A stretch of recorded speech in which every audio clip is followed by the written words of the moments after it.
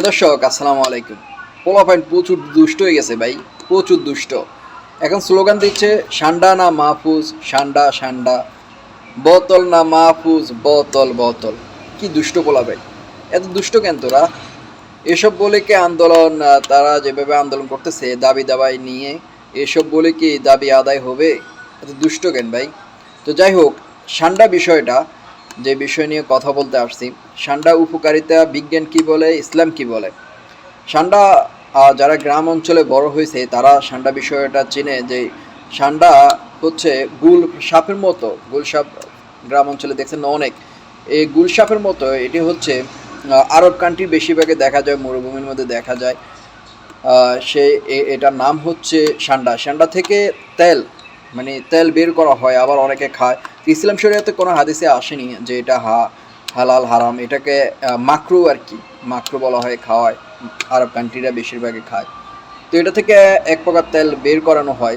তো সেই তেল দিয়ে নাকি টুনটুনির মধ্যে মাখলে টুনটুনি বড় হয়, বেশিক্ষণ থাকা যায়, ওইসব কাজ করা যায়।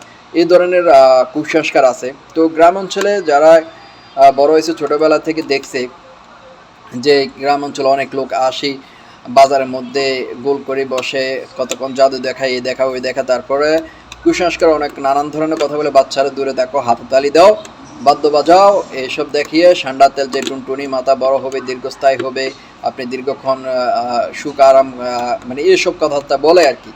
তো এইসব কথাবার্তা বলে আপনাদের কাছে সান্ডা তেল বিক্রি করে।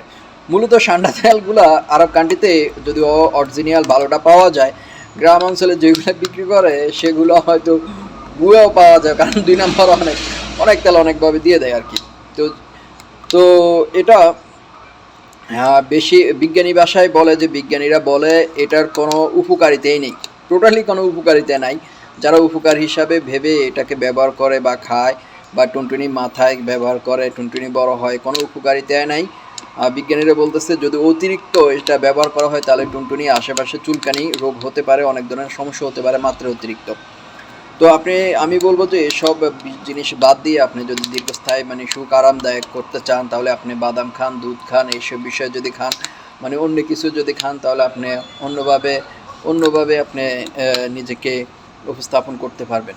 তো সেজন্যই বলছি সান্ডা তেল মূলত এটা আরব কান্ট্রিতে বেশিরভাগ অরিজিনাল পাওয়া যায়। বাংলাদেশে এখন এই বিষয়টা ট্রেন্ডিংয়ে চলে আসছে যে সান্ডা সান্ডা সান্ডা, এই আর কি।